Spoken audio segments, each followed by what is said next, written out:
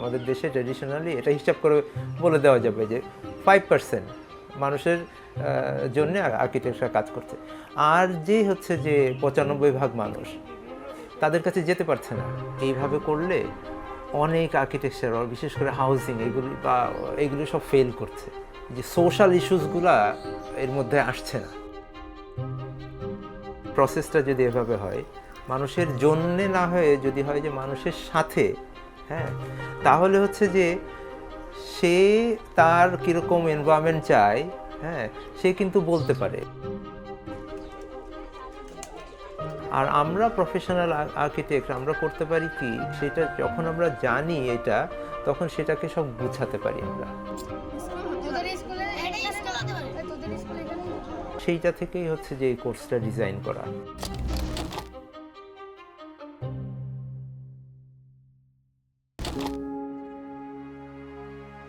Community development আসলে theoretical idea দিয়ে শেখার বিষয়বস্তু নয়। যতক্ষণ না পর্যন্ত আমরা ওভাবে এঙ্গেজ হচ্ছি, একটা কাজের মধ্যে ঢুকছি, ততক্ষণ না পর্যন্ত হচ্ছে ওভাবে আসলে শেখা পসিবল না। এখানে 10 জন পিয়ার্স, কিছু মেন্টার্স, এদের সাথে কাজ করে এক্সাইটিং ব্যাপারটা ছিল যে একটা অ্যাপ্রোচের ব্যাপারে জানতে পারবো, একটা প্রসেস দিয়ে যেতে পারবো। তো এই যে প্রসেসটা, এটাই ছিল মানে আমার জানার মূল উদ্দেশ্য।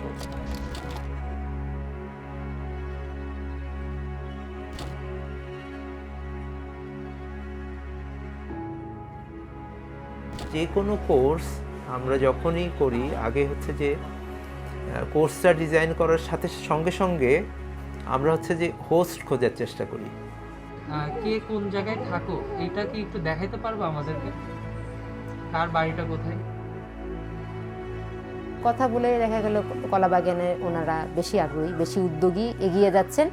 ওনাদের একটা প্রসেসে আমরা পার্টিসিপেট করলাম আর একটু হাইপ করার জন্য।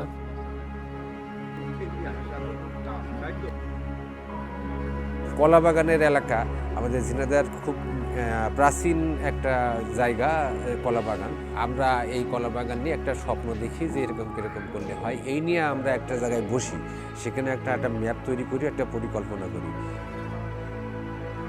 এই রাস্তাটায় আমার এতগুলো বাচ্চা যখন বেরিয়ে যায় তখন অনেক জোরে মোটরসাইকেল চালায়, এদেরকে কীভাবে প্রতিরোধ করা যায় এই চিন্তাটা মাথায় রেখে সবসময় ভাবি যে কী করলে আরও সুন্দর হয়, কী করলে সুন্দর হয়।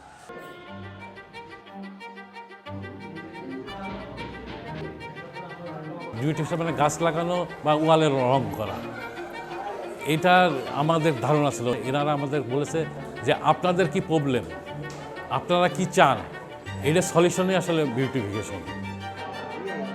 শুরুর দিকে যত ডিফারেন্ট পার্সপেক্টিভ শোনা যায়, ডিফারেন্ট গল্পগুলো শোনা যায়, সেরকমভাবেই কোর্সটা আসলে ডিজাইন করা হয়েছে। প্রথম দিকে জাস্ট সবার কথা শুনেছি, আমরা প্রতিদিন গিয়ে গিয়ে পরে চিন্তা করতাম আসলে কি কি বলেছে আমাদের।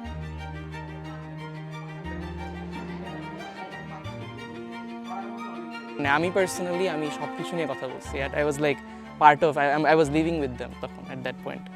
প্রথম দিকে আমরা একটু ওনাদেরকে বলছিলাম যে আর্কিটেক্টের হ্যাটটা এখন আর এনেন না, আপনারা মানুষ হিসেবে কন্ট্যাক্ট করেন। তো এইখানেই একটা চ্যালেঞ্জিং জায়গা ওনাদের হয়ে থাকতে পারে, কারণ এটা খুব দ্রুত শিফটিংও করতে হয় হ্যাটটা। এটা হচ্ছে যে সফট বল মেথড, হার্ড বল না। হ্যাঁ, মানে আমি নিজে সফট বল, হ্যাঁ, অন্যটা সফট কি হার্ড এটা পরে বোঝা যাবে, আমরা তো জানি না। কিন্তু আমি যদি সফট বল হই, তাহলে হচ্ছে যে অন্যের ওখানে গেলে আমি তার একটা ইমপ্রিন্ট নেই।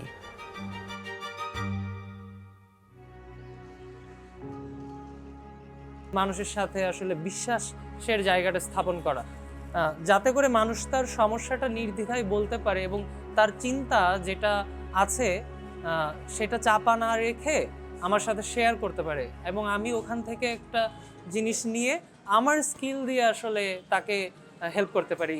এইটাই আসলে সহজ সৃজন।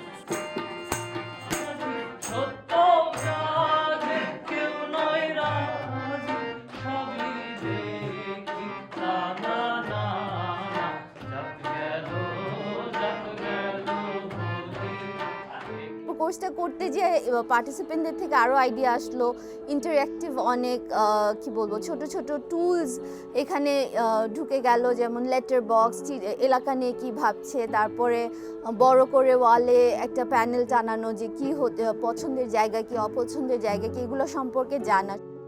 আমাদের কাজে এই স্কুলের 5-6 বছরের বাচ্চারা যেমন হেল্প করেছে, আজকে সকালে 14-15 বছরের ছেলেদের একটা গ্রুপ এসেছিল। আমরা বেশ কিছু টিনেজ মেয়ে পেয়েছি, এই 13 to 16 এরকম এজের মেয়েরা হচ্ছে আমাদের কাজে হেল্প করেছে। সবচেয়ে বেশি আমরা মানে বাচ্চাদের পার্টিসিপেশন পেয়েছি আর কি। ময়লা ফেলবে 100 টাকা করে জরিমানা, যে ময়লা ফেলবে রাস্তায় তাকে 100 টাকা করে জরিমানা। একটা ডাস্টবিন দাও, কারণ এই জায়গাটায় সবাই বসে চা খায়, চায়ের সাথে সাথে অন্য কিছু খায়, সে তারা রাস্তায় ফেলে, ড্রেনে ফেলে, এটা কিন্তু অনেকটা ক্ষতিকর। এই জন্য এই জায়গায় একটা ডাস্টবিন দিলে তারা সেই জায়গাটায় ফেলতে পারে। আমি অনেক ইনফরমেশন, অনেক কিছু আমি পাচ্ছি থ্রু ডিফারেন্ট টুলস, এবং আমি তখন এইটাকে আবার একটা সময় আমাকে ডিজাইনারও হতে হবে, আর্কিটেক্ট হতে, তখন আমি আসলে এটাকে বুঝাচ্ছি, অর্গানাইজ করছি। Architects are really good at organising মানুষের স্বপ্নগুলোকে। পার্টিসিপেন্টস মানে ঢাকা থেকে যারা আসছে তারা না কমিউনিটির মানুষও যোগ হয়ে গেল, এই সবাই মিলে মেজারিং টেপ নিয়ে পুরো রাস্তা ডিটেইলে মেপে ফেললো। এই জার্নিতে যেতে যেতে আমরা কিন্তু অনেকগুলো অনলাইন সেশনও করেছি, টুলস নিয়ে জেনেছি, ম্যাপিং কীভাবে করছে, কমিউনিটি ম্যাপিং কীভাবে করছে, কী কী টুলস, লো কস্ট কীভাবে করা যায়, এই শহরে প্লটার প্রিন্টিং নাই, সো কীভাবে প্রিন্ট করবে, কীভাবে জোড়া লাগবে, হ্যাঁ যা আছে তাই। যখন আমরা ম্যাপে দেখা শুরু করি, এটা আলাদা একটা ল্যাঙ্গুয়েজ, এটা আমরা তখন কিন্তু সবাই একটা প্ল্যাটফর্মে চলে আসে। দেখেন ওনারা ম্যাপ করেছে, ওনারা মডেল বানিয়েছে, তো এইগুলো তো রিসোর্স হয়ে গেলো। এখন কিন্তু ওনারা ম্যাপ নিয়ে হচ্ছে যে মেয়র বা হচ্ছে ডিসি এদের সাথে নেগোশিয়েট করতে পারবে। এই সমাজ পরিবর্তনের, ভালো সমাজের জন্য আসলে অনেক মানুষজন, অনেক টাকা পয়সা কিচ্ছু দরকার নাই।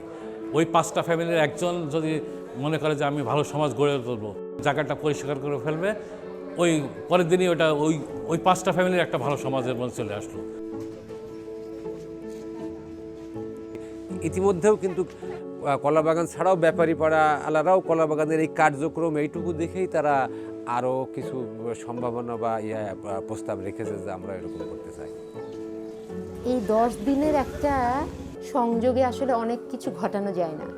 কারো কারো মনে হয়তো কোনো একটা সিড রয়ে যাবে, হ্যাঁ, এরপরে কিন্তু ওইটাকে নারিশ করা তার দায়িত্ব, ওইখানে কিন্তু আর আমাদের না। আমার কাছে মনে হয়েছে যে ওয়ার্কশপটা আসলে খুব বেশি, আমি জানি 10 দিনই অনেক বেশি, একটা ওয়ার্কশপ বড় 3-4 দিনের হয় হায়েস্ট হলেও, 10 দিন সেখানে অনেক বেশি, কিন্তু আমার কাছে মনে হয় যে অ্যাটলিস্ট 15 ডেজ করা উচিত। যেহেতু আমি আর্কিটেকচার ব্যাকগ্রাউন্ডের না, I had no idea about what maps are, what plans are, or how to map things out. আমরা বসে বসে রাত ভরে ভরে মডেল বানিয়েছি অ্যান্ড হোয়াট নট। সো এই পুরো প্রসেসটাই মানে for me from a non architectural background was very interesting, and মানে I am even considering taking architecture as a major now.